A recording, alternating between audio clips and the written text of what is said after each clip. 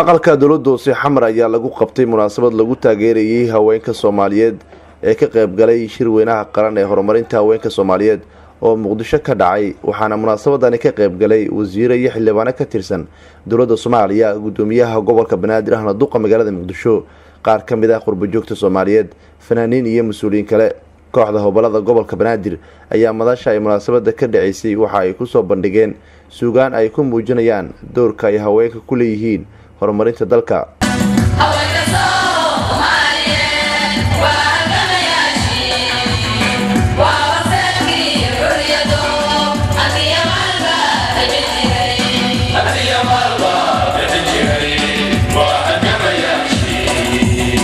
gudoomiyaha ururka haweenka gobolka Banaadir Jawaahir Barqab ayaa ku bogaadisay wasaaradda haweenka Soomaaliya in ay xoojiso siyaasadaha lagu dhiirigelinayo haweenka si kala naloo xaga la daaciyo ma ogolaanayna waxaan leenahay hal la baas gareeyo hindi sharciyada wasaaradda haweenka ay soo gudbinayso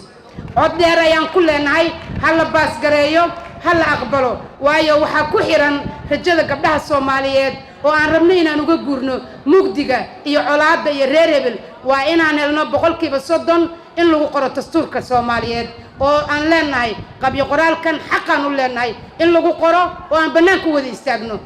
qaar ka mid ah mas'uuliyiintii ka socotay dowlad goboleedyada dalka oo munaasabada ka hadlay waxa ay sheegeen in ay soo dhaweeyaan dadaalada ay dowladda Soomaaliya ku xoojinayso mideynta haweenka Soomaaliyeed iyo in haweenka ay ka tashtaan ayahooda.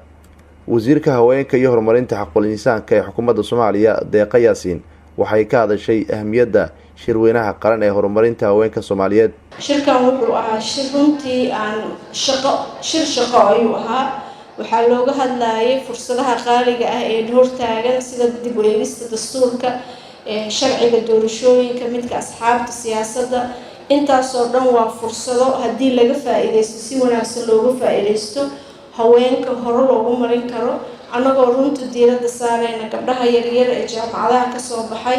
oo ma aragtay jiilka cusub ah sidii ay u heli lahaayeen runtii fursadihii annaga aan soo helnay ee qaaliga ahaa. gudoomiyaha gobolka Banaadir ahna duqa magaalada Muqdisho mudane Cabdiraxmaan Cumar Cismaan Ijneeriso waxa uu tilmaamay in haweenka Soomaaliyeed ay mudan yihiin dhiirigelin isagoo sidoo kale ka hadlay sida ay dowladda federaalka Soomaaliya u xoojinayso midnimada iyo horumarka Soomaaliya. dowladda federaalkana madaxweynaha ra'iisul wasaaraha muddadii 2 sano ay aad ugu istaageen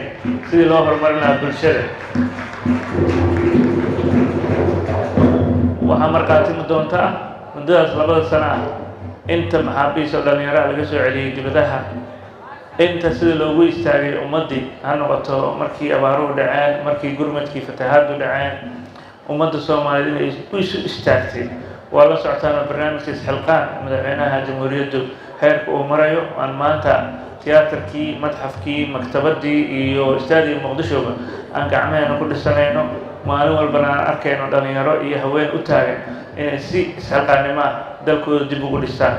inta dhimanayna gacmaha isqabsano u midoowno isla markaan u istaagno sidii haweenkeena Soomaaliyeed u heli lahayn xuquuqda adduunka caalamkana wadan walba wuxuu ku horumaray hadba si loo tixgeliyo loo qiimeeyo loo sharfo loo karaameeyo haweenkooda marka aad iyo aad baan u mahadsantihiin. Nuur Saciid Taliil warbaahinta qaranka Soomaaliyeed magaalada Muqdisho.